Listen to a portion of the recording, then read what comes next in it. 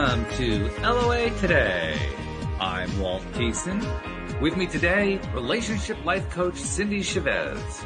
This is your daily dose of happy. We are so happy you decided to join us today. Sadly, Jackie can't join us today. She is dealing with construction workers, as she has been for the last few weeks. And we were talking about that before the show, Cindy. I feel for her. Me too. I mean, putting up with that day in and day out. But you were just telling me how, because of the way the building codes are in Minnesota, there are limits to how long it's going to go. So hopefully she's going to be back really, really soon. Yes, I would expect. I think they have to be finished this week, so we can. Is it this week? Next week? Yeah. Probably not soon enough from Jackie's point of view, but yeah. I know that when they were doing construction here, it just happened to be right outside my office window. Oh, of course. And that jackhammer, it's like, oh my gosh, even when you're not on a video call or on a telephone call, working by yourself, it's just so nerve wracking to have that loud pounding noise. Because it penetrates everywhere. I mean, no matter where you are, it's almost like it's pounding into your brain after a while. Yeah, exactly. Because those things are so loud. Oh. So loud. And so, I don't know how those guys can do it because it's rattling their whole body, Absolutely. Oh, yeah. Got to be not good for your body. Well, maybe there's a reason why there's a stereotype about guys who do that. That's why, they're riding the jackhammer all day. It's like, oh, okay, I'm really all shook about stuff. I'm glad that's not what I'm doing. Oh, God. Yeah. Hopefully, it'll be over soon for her and she'll be back. That would be a great thing. So, meanwhile, I thought we could just get the thing started today by just talking about some stuff going on with me, because as our listeners know, the gardening season is over. Yay! And I'm so excited about that. And I actually, I think I may have told you last week, during the middle of the week, I started to do my regular work for the day on the business, and I was done by 10 a.m., and I didn't know what to do. I wasn't used to that.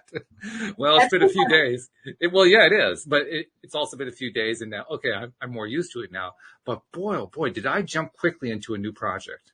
I definitely did not want to be just sitting around in the off season. And I just noticed that. And I bring that up because you in particular, you've mentioned a few times how we really need to learn to be human beings rather than human doings. And here I am jumping right into human doing again. Well, when you're feeling inspired to do something, I think it's good for you to do it, right? I had this discussion with somebody recently, and it had more to do with what you were talking about, or maybe, I don't know, it might not have been on the show. We might have just been talking about it off the air, but talking about, that in April, 14 million people quit their jobs. And then in July, that record was broken again. And then in August, that record was broken again. And they're calling it the Great Resignation. The Great Resignation, and the conversation that I was having with someone was that around, the whole concept of laziness. I think people get exhausted. And I think people sometimes deal with depression, which are both situations where you may really want to be doing nothing. But if you are well taken care of and healthy and getting enough rest and, then you will have the energy and desire and drive to be doing something. It isn't a human being's natural state to want to do nothing. True. Right? Yes. And so it's like, I think a lot of times people are, I've read lots of articles about the whole situation, and people are tired of working themselves to exhaustion and still not having the money to, even meet their basic needs. So people are saying, you know what, I might as well be doing something I love and not meeting my basic needs. I'll figure it out. Yeah. I think that you've got a lot of energy and you've got a lot of ideas, and hey, I saw your human design chart. You're a manifesting generator. You're like ready to go. You got me figured out already. Yeah. That's funny. That's really good, though. That's true too. I have to tell you the story that came to my mind, and I'm not even sure if it connects in, but when you were talking about the Great Resignation, it's what made me think of it. Because one of our when we shut down for the year, we collect all the tools from the employees because we supply the tools to them. So we had our tool collection day on Monday. And when one of them dropped by, she's a real card. She's really a fabulous person, but she's a character, and she's fun as a result. Anyway, she turns her tools in and she starts telling me the story about this one customer that we do regular maintenance on. The customer is the wife of a doctor in a very prestigious area, really nice home, all that kind of stuff. And she was complaining apparently because we weren't coming every single week to do the gardening. And when our gardener said to her, well, why? I mean, we come and do like a half hour's worth of work. Why keep coming every week? Why not come every other, every 2 weeks or so? And she was just all put out about that. And Pam, I don't want to name names. The gardener laughed about that. And the reason she laughed about it is because not 1 week before, as she was closing that customer's gardens out, she overheard the customer, I think it was on the phone. No, it was an in-person conversation or a Zoom conversation, something like that, through the window of the house, where the customer was saying to her friend, what is it with these people that are so entitled? And here's this woman who has never done a day's work in her life, living off of her husband's income, and she's accusing other people of being entitled. I thought, that is pretty amusing. Because, it's the pot calling the kettle black in a different kind of way. But the truth is, like you say, most people who are quitting because they just don't like the way they're being treated. They don't like the pay that they're getting. They don't like the way the employers behave in many cases. And they're paying the price for it. We haven't had any trouble with that in our business. I mean, because we pay people well, we treat them well and so forth, so they keep coming back. But, the companies that have kind of tried to get by with underpaying and, not really having the best employee treatment plans and all that kind of stuff, they're finding, oh my God, all of a sudden the people aren't putting up with it anymore. And you know what the most interesting part to me, from my point of view, is the vast majority of people who are involved in the Great Resignation are women. Does that surprise you? Not surprised. It's fascinating. I have a lot to say about this, but I won't say it today. But oh, it's all right. We can bend rules a little bit. But. Well, it's one of my soapboxes. Is the whole idea and situation of unpaid labor. Mm-hmm. I'm going to jump. I know nothing about these people, but jumping to the defense of saying that a woman who's a wife has never worked a day in her life. If she keeps the house, then she's working. If she's doing laundry, then she's working. If she's cooking, then she's working. If she's raising children, then she's working. That's fair. So the idea that came to me the other day that I was like, of all of my research on this, I've written articles about this, I've spoken about this, I've read about it. I never thought about this one thing, and it was that the concept or framework or whatever we want to call it of a 40-hour work week was built on the assumption that someone else would be doing all the cooking, the cleaning, the errand running, the child rearing. Fair point. So when we look at that and we think, however long ago that occurred, which was a long time ago, before I was born, now we've got a situation where many people expected to not only work 40 hours a week, but also do all those things. Mm-hmm. Mm-hmm. And whether they're male or female, but talking about women, quitting, it's like, well, when the pandemic happened, and I know I have clients that work 40 hours a week or more, also keep a house, and then we're expected to be like homeschooling their kids too. And it's just like, it's impossible for one person to do that much. So I can understand how. So, I decided that in Cindyland, in my economy, Cindyland, I love it. We would definitely tax the billionaires. We would cut the human hour work week to 20 hours a week because we have so much automation, technology, robots, microwave ovens, all these things that we're supposed to make life easier and that work so much faster. And so that's supposed to give humans more time and spaciousness, but it hasn't. It's just made humans be able to produce more in the same hour of time, right? So 20-hour work week, and everyone gets a basic income, and carers, regardless of gender, but carers that do all the work that remains unpaid, also get a supplement for that or a subsidy for that. Because, Okay. right? Because if you think about the way our economy works, there are certain things that are in the, the national product that are counted, right? Drug dealing. No, I mean, those things are counted in the economy. Oh, I know. Yeah, which is pretty Child crazy. raising and cooking dinner and cleaning house and doing laundry and gardening and all these things that people do, taking care of their elderly relatives, all the things that they do without being paid are not counted in the That's GDP. true. And so, I would change a lot of things. I can tell. Yeah, you're very passionate about it. I do want to add one particular point that might illustrate the point a little bit more clearly with this customer I was talking about, because, like I said, her husband's a doctor. They're very wealthy. I don't think she does the laundry. I don't think she does the cleaning. She has a long line of people who come in to do all the things for her all day long. She's contracting and managing all the workers. So okay, we'll give her a little credit for that. But on the other hand, she's got the attitude too. And that's what makes me think, okay, well, why have the attitude? Because what the attitude is saying is, well, that person's not behaving the way that I want them to behave. Right. And I think that, when we talk of any kind of entitlement, it always goes hand in hand with some kind of privilege. And, as someone who has some levels of privilege, I understand that it's just most of the time we don't see our own privilege because it's like the water women as fish. Yeah. We just don't, we don't see it.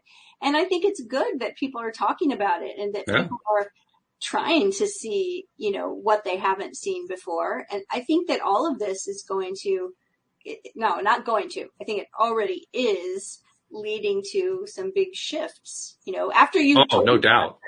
Yeah. I had not even heard that term because I'm telling you, after our last president was in office for those years, after that was over, I kind of stopped watching the news so much because I think a lot of people did actually. That was an exhausting election cycle for a lot of people. So that doesn't surprise me.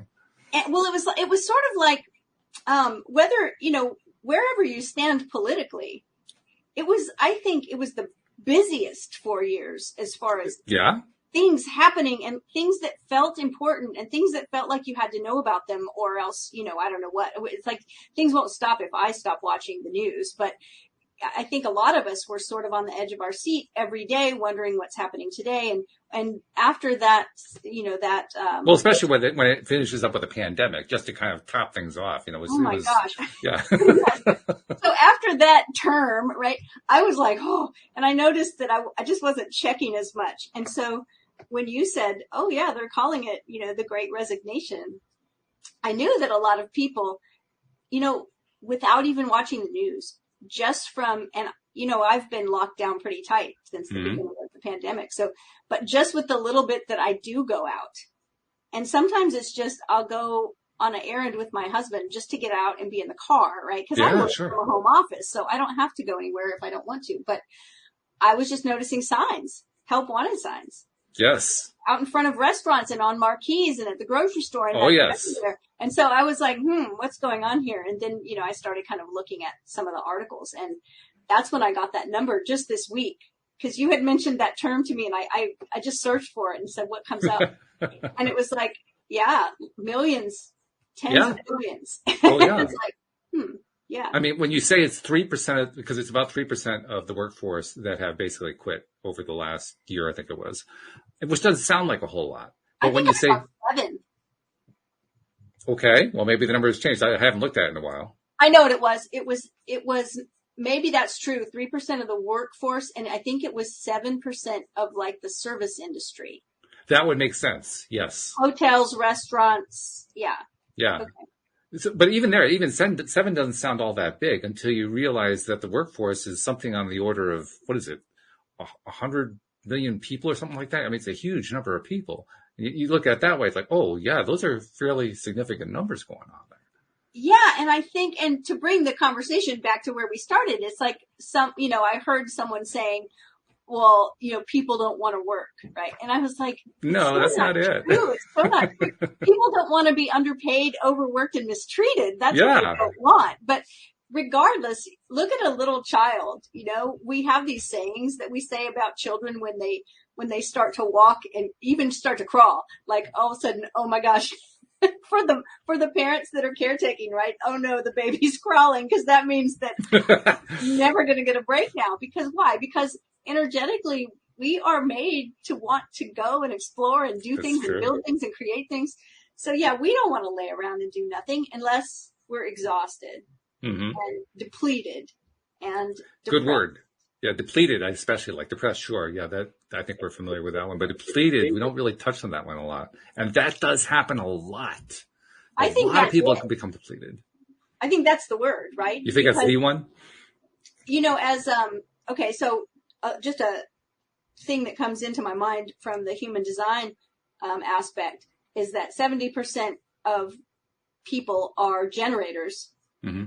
Half of those generators are manifesting generators, but you're still generators, meaning that sacral motor is on.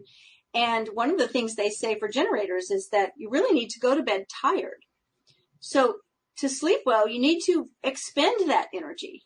Mm-hmm. Okay. Right? And so I think, okay, we are made to have this cycle of, at the end of the day, it's okay to be a little bit depleted, because if you're resting well, then you're going to wake up refreshed and ready to go. Right. But when you're depleted over a long period of time and chronically not getting enough rest or enough nutrition, or you have long-term stress and either low level pain in the body or like continual, like minor financial stress, like it doesn't have to be that they repoed your car and you foreclosed on your house. I mean, that's really terrible if those things happen, but just the week to week stress of like, am I going to make enough to do this? That's depleting. And over time, you may need a long time to rest if you've been in that situation. Mm-hmm. I think there's also I guess I'll call it the self-esteem factor. I think what's happening, among other things, is that, odd as it may sound, the Great Resignation is an indication of an increase in self-esteem. Yeah, self-worth. Self-worth. Right.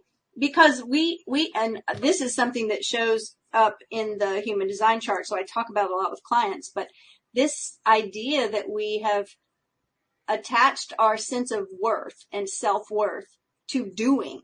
Mm-hmm. And it's so big. It's so prevalent everywhere. And it's prevalent in like the accolades that we give to people who do a lot. Mm-hmm. Right? It's like, and it starts when we're children, we tell our parents, I did this and I did that. Oh, good for you. That's so good. Look at you, and like we talked about this before on the show, finishing things. Oh, good girl. You finished your dinner. You finished the exam. You finished your homework. So it's like doing things really is attached to our value of ourselves. And yet it's not, we are valuable because we're human beings. Mm-hmm. Mm-hmm. Our value is intrinsic. And when we start attaching it, and this is really tough for people like, people that don't have a lot of energy, because they're always comparing themselves to people that have a lot of energy. Mm-hmm. Mm-hmm. Like if I can't do as much as this person over here that's getting all the praise and accolades because they're the Energizer Bunny and boy, oh boy, can they produce, then something must be wrong with me or I'm not as valuable. And so that's got to change. And you're right. That is a great catch. Oh, yeah. Yeah. Yeah, people are I think they finally reached the end of their tether in many cases. Yeah. I'm just not going to put up with this anymore. It's like the old movie from the 1980s, Network. I'm mad as hell and I'm not going to take it anymore. That's pretty much what it is. Yeah. Yeah.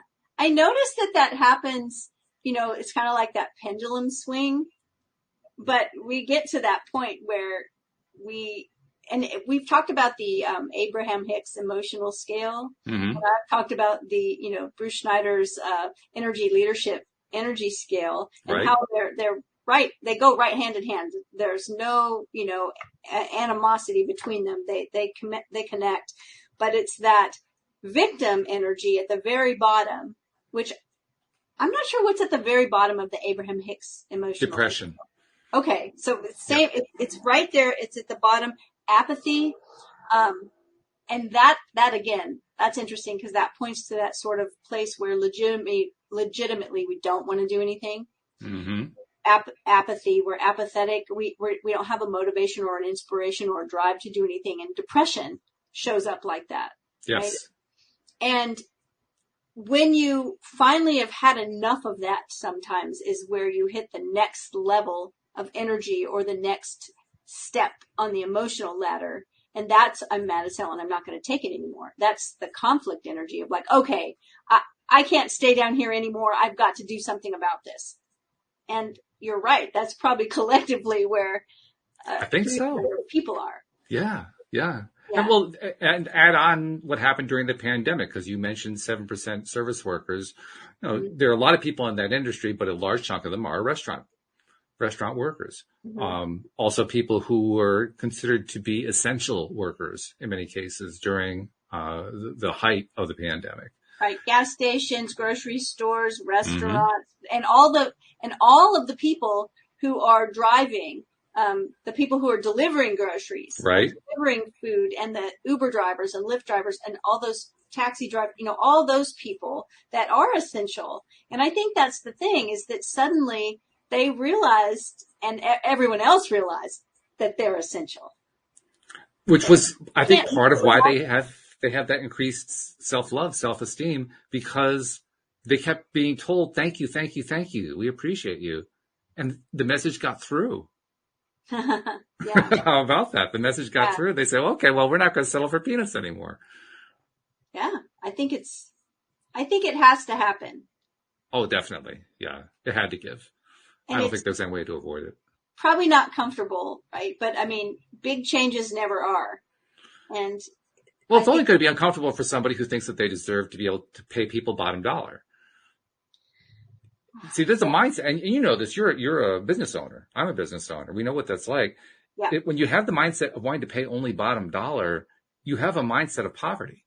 You may not think of it that way, but you really do. Yeah. And I can say that from personal experience because I used to have that mindset, and guess what? It put me in poverty.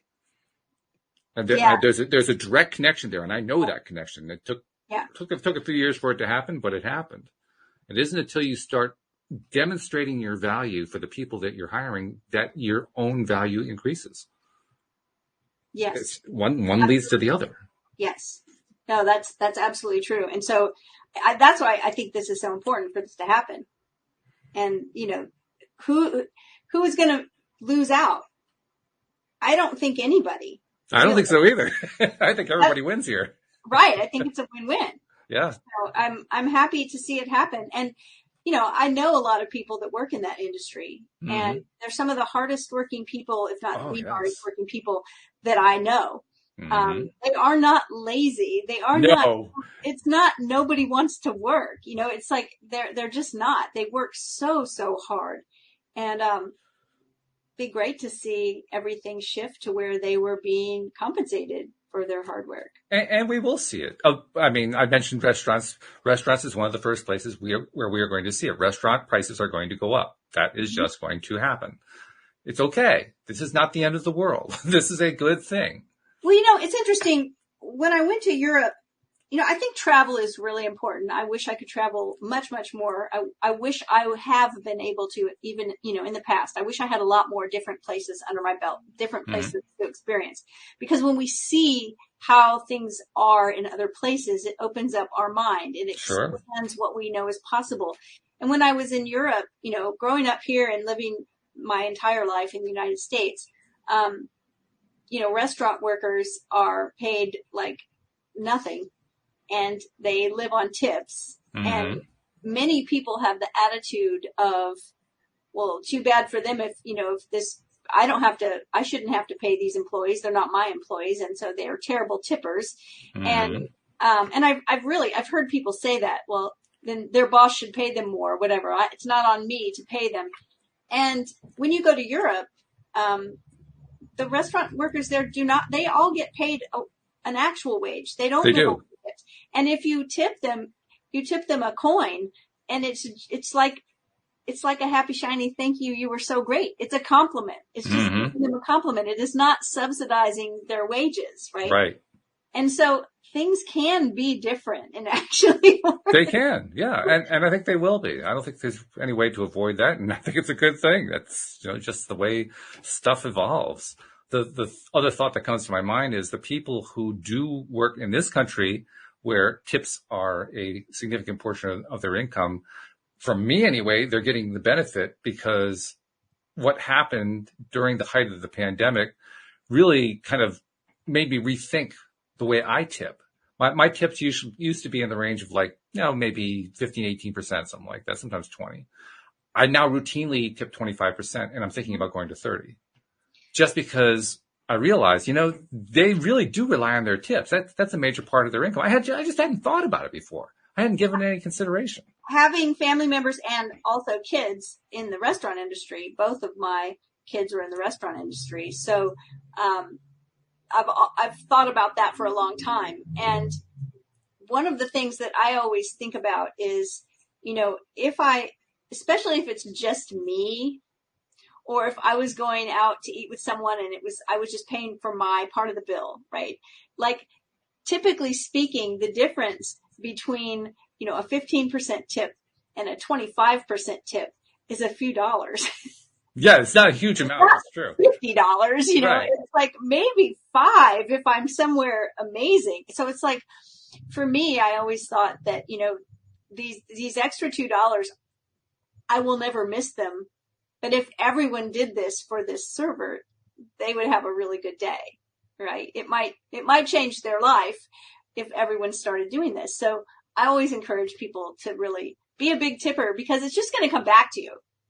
Right. By the way, I got to throw this out too, because it almost isn't even relevant to it, but in a sense it is, because most people don't know what the real origin of the word tip is. Yeah. Do you know where tips come from? I think you told me this before. Okay. Yeah. But I can't remember. So what is it? It's an acronym. It's an acronym that stands for to ensure proper service. Oh, and tip, okay. a true tip is, we don't do this, of course, but a true tip is supposed to be given in advance before you get the service. And I actually learned this from my wife, who used to, many years ago, she was a ski bum. She worked at a ski area and she worked in restaurants and so forth. And she was first introduced to this by a patron who came up to her. And now this was like circa late 70s, early 80s. To give you an idea of the time frame, so you can also imagine, the equivalency of the dollars. And I guess he gave her a $25 tip. So today's money, that's probably somewhere around $50 to $75. Mm-hmm. And with that tip, he said, just make sure my coffee cup is never empty while I'm here this week. And I guarantee you his coffee cup was never empty that week. Well, that's funny that you say that, because when I said it will come back, that's kind of twofold, because I'm not really just talking about good service, right? Like, we go to certain restaurants and the servers know us because we're repeat customers and they treat us really well. And I don't think it's just because we tip well. I think it's also because we like them and we are kind, right? That's in my mind, that's part of a tip. And how do you treat your server? And so I think but I think it also comes back to you in the way that you said earlier, is that, going into a place and buying something and getting the absolute cheapest one, when the difference between the cheapest one, a box of salt, right? It's like 89 cents or 95 cents. When we're at that place where sometimes we don't have the money and we make sure we're just buying what we can, but other times we're making a choice. And you were talking about that lack mentality, right? And so the lack mentality in the cheapest tip you can get away with, or not tipping at all, if you can afford to tip, that's what comes back, because that's the vibration. That's right. So being generous and recognizing that, an extra few dollars is really going to make a difference for this person. And I'm not worried about it. Like we were talking about, I think last week, trusting our abundance, right? Living our abundance, knowing that I'm going to have everything I need. Yeah. My source isn't outside of me. Like it's my vibration. So if I can trust that I'm going to have everything I need, then I can certainly tip this person in a bigger way. Yeah. And I don't know, it always feels really good to do that. It does. It feels really, really good. It especially feels good if you have a history. Now, I've never tipped badly. I always tipped right in the range of what was, generally considered socially acceptable and so forth. But I do recall that I can't say never. I do recall one time when I was very, very young in my early 20s and money was really, really tight and all that kind of stuff. I would give like a 10% tip, and that was definitely at the low end of the range. But then that changed pretty quickly. But just even recently with the change because of the pandemic, that's really what kind of opened my eyes sort of, and said, okay, yeah, these people need to have some more money. Let's put some more money in their pockets. I found that unexpectedly, just like what you were just saying, just giving that extra money not only didn't hurt, it actually felt good. Yeah. It actually felt like, wow. I mean, I feel proud. I actually feel wealthy making that larger percentage tip. Like, and like you said, it didn't hurt at all. And I didn't even notice the difference really, but all of a sudden I felt like I'm a good tipper now. And it's a very big difference. It's a big difference from being an average tipper. It really is. Well, we talk all the time about this, and when Jackie's here, we talk about it a lot because it's her, twist on vibration is acting as if, and she has the acting skills to teach us how to do that. Oh yes, it's part of stepping into that persona, and do I want to be a great tipper? Yeah. Yeah. And for me, it's for one very good reason. When I feel like I'm a big tipper, I feel more wealthy. Yes, exactly. That's it. Point. Yeah. It feels good. I feel rich, right? I feel rich. Yes, exactly. I remember one time, I think we did this a couple times. We took either $20 or $50 and we just cashed it out into $5 bills. So we had a handful of $5 bills and we just gave them to people. Mm-hmm. Like just on the street, just walking down the street, you say, here, have a great day, and hand somebody a $5 bill. It's so funny because it's $5. You can't buy a whole lot with $5. Mm-hmm. Like you can't even buy a paperback novel for $5 anymore, right? It's $11, right? It's like you can buy a coffee with $5 for sure. Yeah, maybe a candy bar if you're lucky. but the response that we got, we did it one day. And the response that we got was like, I said to my husband, you would think that we were handing out like $100 bills. People were so shocked and so grateful. And they would like, oh my God, and they would get a big smile on their face. We went into the place where we always get coffee. And of course we always tip the barista. And we had paid with a debit card. So the tip was on the debit card. So we had bought a coffee and paid for it and tipped. And then we were getting ready to leave and I turned around and I handed the barista a $5 bill because I still had one. I said, oh, here, this is for you. And he was like, what? Are you kidding? And it's so funny, right? It's like you want to bring some joy into your life and feel rich for $20, Yeah. Just hand out a few $5 bills. I love it. What a great exercise. Yeah, it's like, and it's a very high vibration thing to do. It feels super good and it's generous. We were talking a few minutes ago. We're getting into the controversial territory, which I think we should do more often here on the show. It was good. It was a good vibe. But you were explaining some of the things that you're in favor of and so forth. And it made me think one of the things that I've been kind of contemplating as I figure out what I want to do now that the gardening season is over and we've got this, off-season break going on, because I immediately had to jump into doing something right away. So I had just finished doing the Law of Attraction World Summit that Selena Dorsey put on, and very interesting. It was a fun experience. A few of us who were on it compared notes. It was a little bit odd because one of the things that she does is she interviews you, and then as you're talking, she gives you full screen, and you wonder, well, where did she go? Is she still there? It was kind of fun. I heard several people talking about that. Yes. That was really something. But anyway, it was a good experience. And afterward, I learned from her that she was offering, with all these kinds of conferences and summits and so forth, they always have, back end offers and so forth. And I usually just ignore them. But in this case, she said she was going to be teaching people how to do summits. And I thought, well, that's a cool skill. I like that skill. And that'd be a good one to have. So I checked into it I told a funny story that's associated with it yesterday. I'll tell it here briefly. I wasn't feeling flush with cash. So I said, I'd pay maybe $500 to do something like that. And it turns out the price was $1,000 to do it. I said, oh, okay, well, all right. I want to do this. I'll do it anyway. It turned out I had an affiliate link and I got $500 back. So I ended up paying $500 for it. But the point is I decided to start doing it because I figured that, that's something maybe that I could do for myself and for maybe it's a way to expand what we're doing with Elevate today.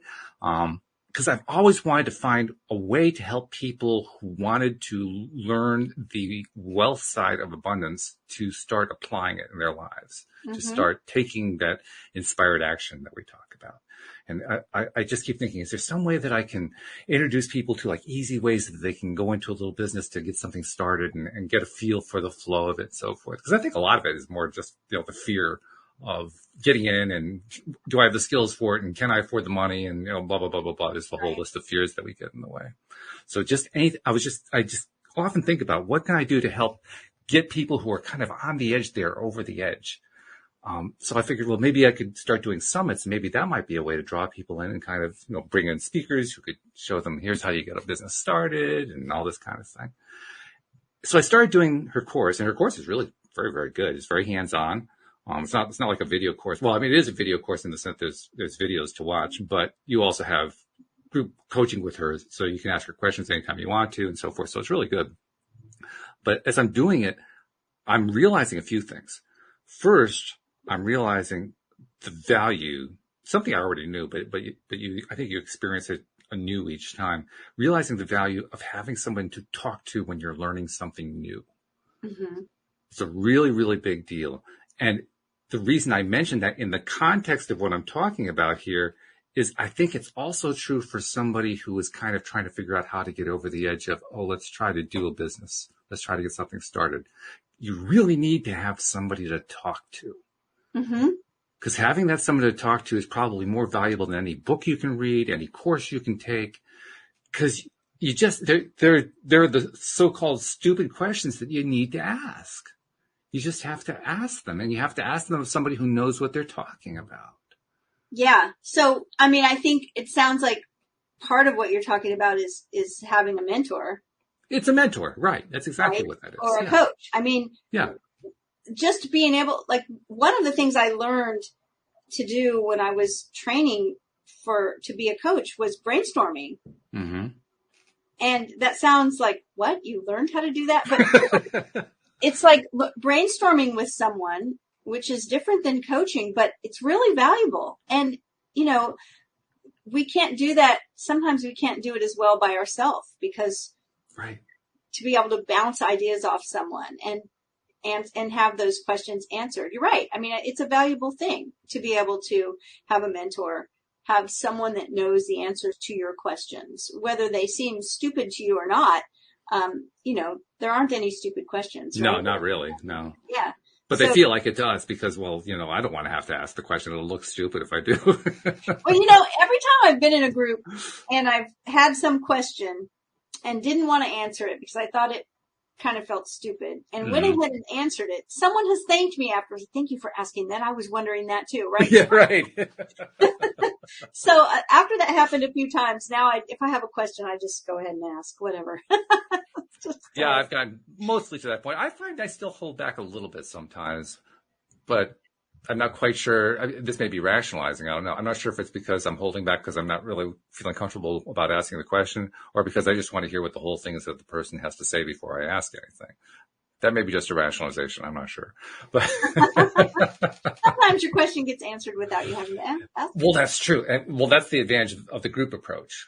I know you've done groups. I know this is a group approach that I'm doing with this one. I'm still finishing up the TIA boot camp. That's also a group approach. And that is the value of the group approach. One person gets a little help and everybody else says, oh yeah, I should have thought of that too. That's good. Yeah. Yeah. That's really, really valuable. So anyway, this is just part of the overall kind of internal dialogue / conversation I've been having with myself about how can I help people who want to get over that hump, who want to kind of find some way, who've finally come to realize that, yes, you can sit back on your couch and attract money into your life, but you get a whole better stream if you go out and do something with some inspired action after you get the idea. Because that's a challenge. That's a tough place. That's a tough place to be in. Well, I think that, I always go back to, I think it was Esther Hicks that said,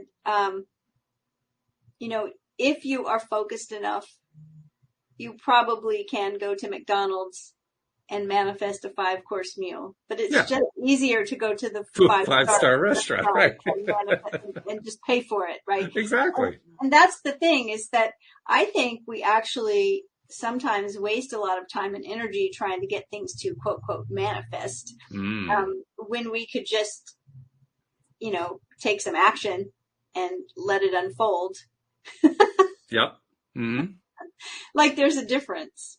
So I think it takes both, right? It's like, take some action that could work regardless of your mindset, and then point your magic wand with your focus and your mindset and all of your identity at that plan and let them work together.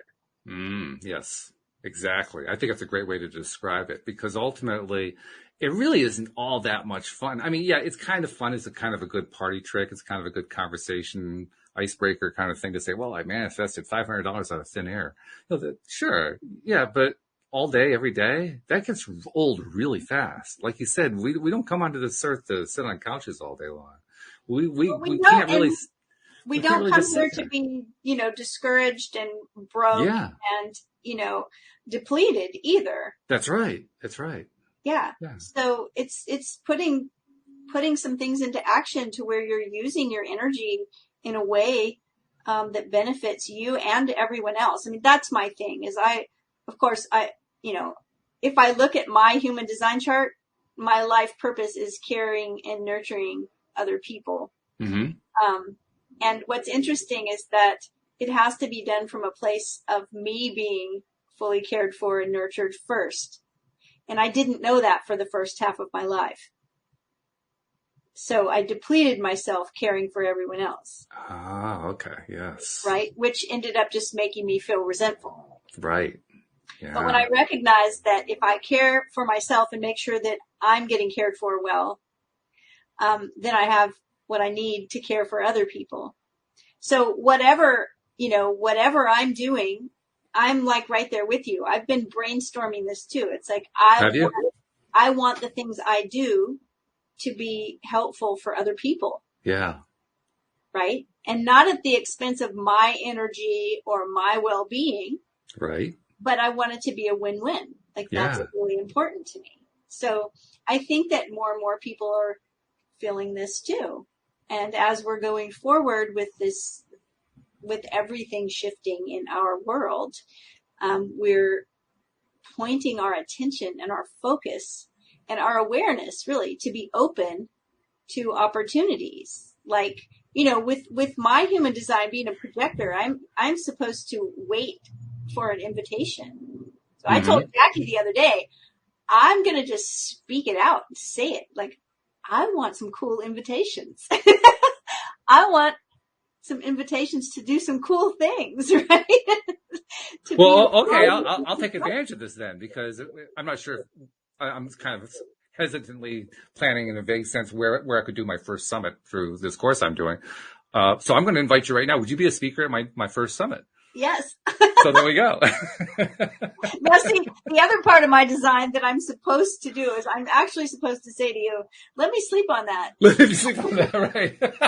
Okay, we'll let you sleep on it, and I'll check back next week.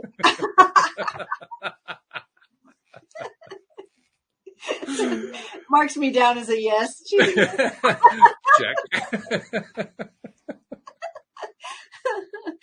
Oh, but that's fun. That's great. I mean, that's where I want to see everything go. I have a drive to support people that are, needing support. And, I love to see it happen. And I think, you were talking about helping people in their wealth mindset. And just the conversation that we've had here today, one of the things we talked about was tipping, you know, and, you know, you may be in a place where you're not wealthy. I'm, you know, I've been in that not wealthy place for most of my life, and I don't really consider myself wealthy now, right? It's like we always used to joke. No, Elon Musk is wealthy, right? Bill Gates. But when you go somewhere and you eat somewhere and you're paying a tip, and your tip is, you know, you figure it out in your mind, and oh, my tip is $5. Well, make it $6. Right? And it's like, that's one way to start increasing your wealth mindset, is just give a little more. Yeah. Oh, yeah. If I'm, you know, using a percentage, I'll take a calculator off the phone, right, and punch in the bill and punch in 25%, and it comes out with $1 and cent, and then I round it up. Yep. Always round up. Yeah. It's the same idea. Yeah.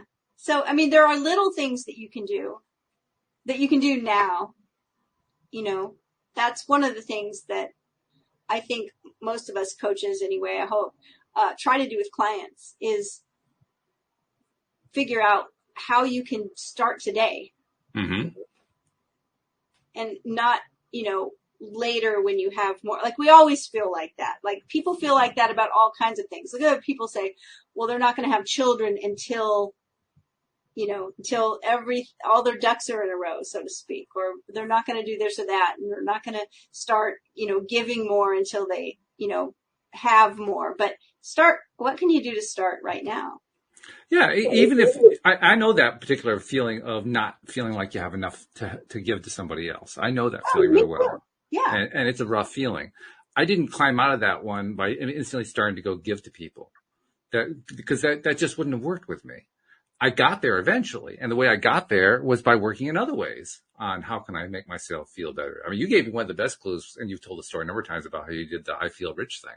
You did, you know, 1,000 a day, I think, for a week, something like that. And while I didn't do that particular one, I made a point from that point on to just find different ways to feel wealthy abundance, to just experience it. I started doing Dan Mangaina's Money Game book. I'm still in the middle of that one. I'm in the middle of the second phase of it. And I've gotten some pretty cool stuff out of it too. But among other things, the best thing that I've gotten out of it is the experience of manifesting money out of thin air, which helps me feel wealthier. You know, so there are lots of ways you can do it, is my point. And really the most important thing is just doing some of them, whichever one feels the best. I think it goes back to the feeling. Yes. And something else that comes to mind that I just sort of had an aha moment about recently, and that is, you know, we are so kind of programmed to think about trading time for money. Oh, yes. Right? Like, how much money per hour does someone make? And when we talk about a living wage, you know, it's an amount per hour that we start talking about. Or someone is asking, well, how much do you charge per hour? Oh, yeah. And, you know, it's like, I had a client this morning, but yesterday I spent 2 hours working on her chart. Right? But she spent an hour with me today. Right. So I often tell people, I don't charge by the hour. I schedule by the hour. That's a good way to describe it. I charge for expertise. Yeah. But I schedule by the hour. But something that hit me recently is that what's really valuable that I have is, you know, that it's my energy. Yes. My energy is at a premium. So when you sit with me and you're paying me, it's my energy that's here for you. That's what's so valuable. Yes. Right? And we don't think about it that way, but we are limited in how much energy we can expend. And so it's not always about time.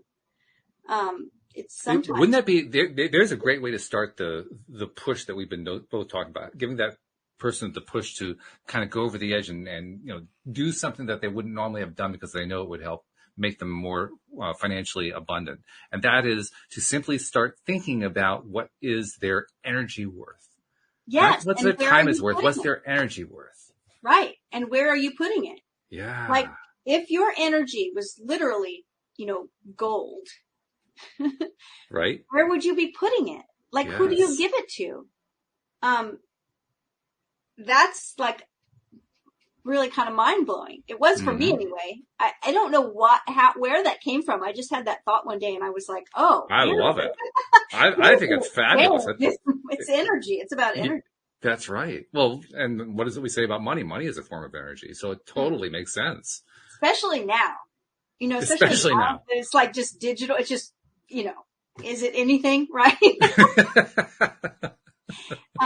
It's not. It's just a vibration at this point. So yeah, definitely. I think that's a really cool thing to think about. I would like to brainstorm on that even more about how do we teach people to, what can we put in place to teach people how to think about their energy that way? Is that the energy that they have? Yes, your expertise is important. Your skills are important. Your wisdom is important. Your hard physical work is important. All of that, your attitude, it's all valuable, but it's all also wrapped up in your energy. Yeah. So that's the value, the energy. And there's another thing that I want to bring in here that is really interesting. This comes out of the TIA boot camp. It came out of the conversation from last night's weekly boot camp meeting. David Strickle, who of course runs the whole thing, was leading this particular session. And he told us that from the mastery program, that's a separate program for people who are already boot camp graduates, but who want to keep going with their growth. So it's like the next level up. The mastery program did a stream session where the stream was giving them information. And he said they're still trying to unpack the meaning of what the stream said here. But, and as soon as I heard it, I said, well, that's easy to unpack. I'm going to be curious to see what your take is on it.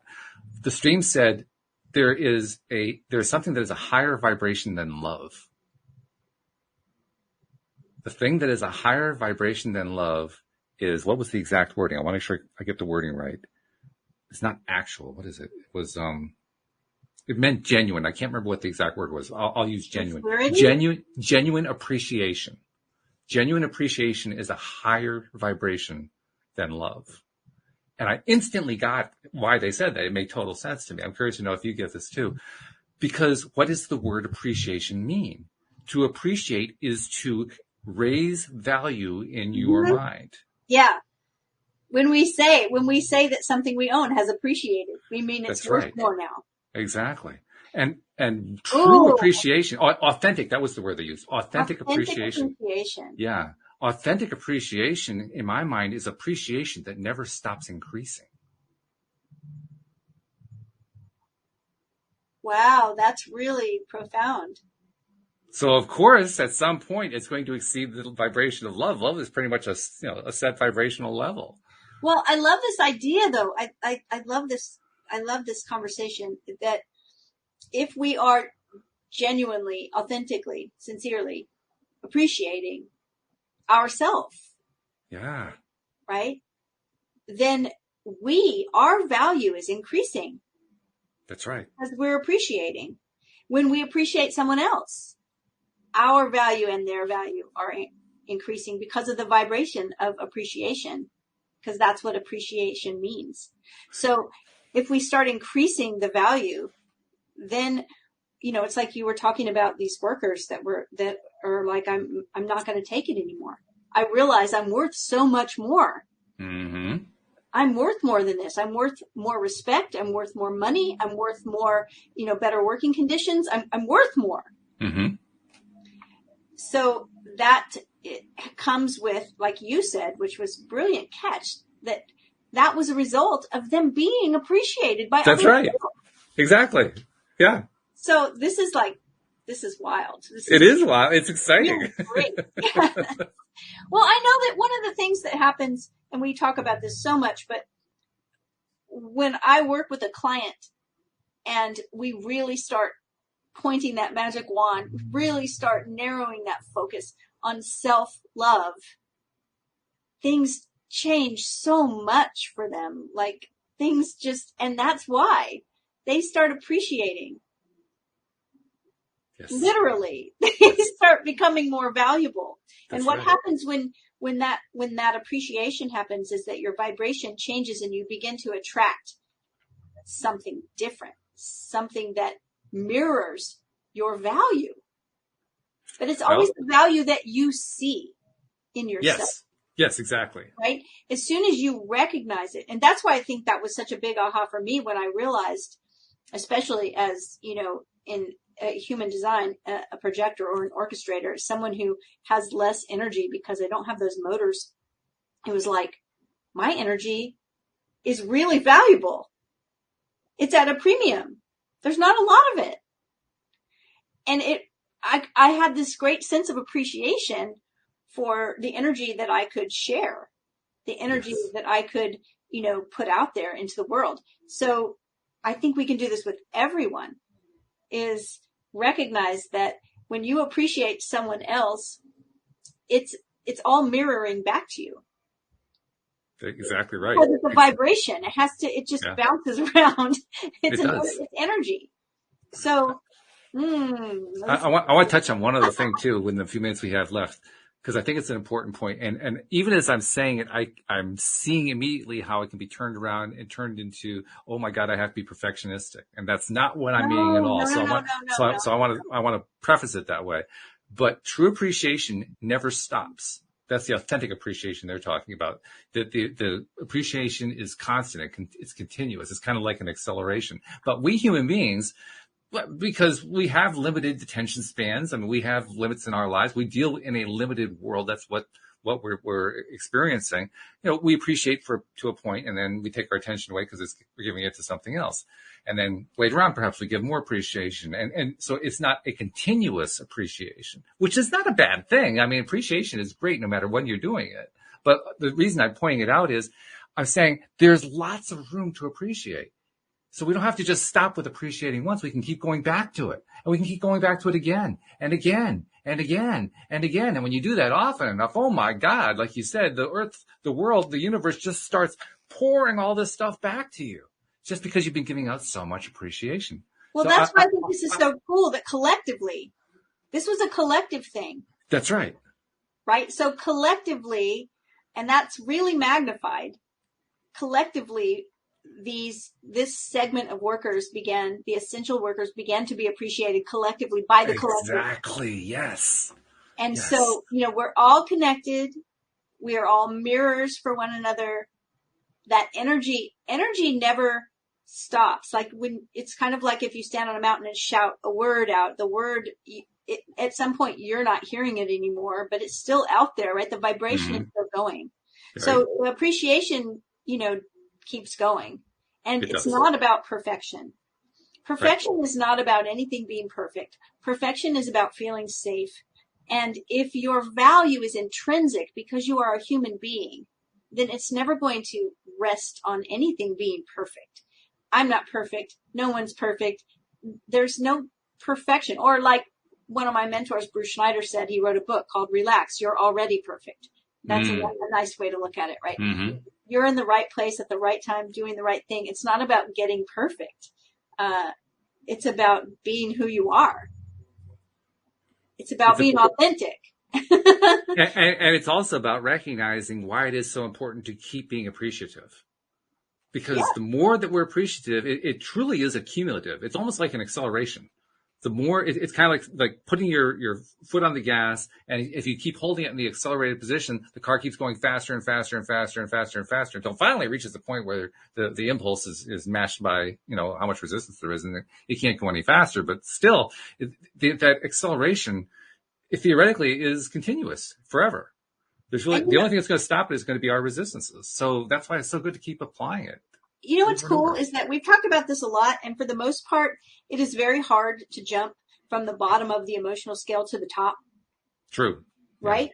Because there's so much in between, and sometimes when we're at the very bottom, we just don't have the energy. We're depleted. It's very hard. And when you're down there, it's very hard to see your way out of it. But one thing that you can do that does put your energy much, much higher is just look around and just find one thing to appreciate a little bit. Yes. It might be a color. And it seems worthless by that. You've got a roof and it's pouring rain and you're not getting wet, or you've got a poncho, whatever. I mean, just something, one thing. doesn't that have to take you, because It does. if genuine appreciation, sincere appreciation is at the top, the very top, It is.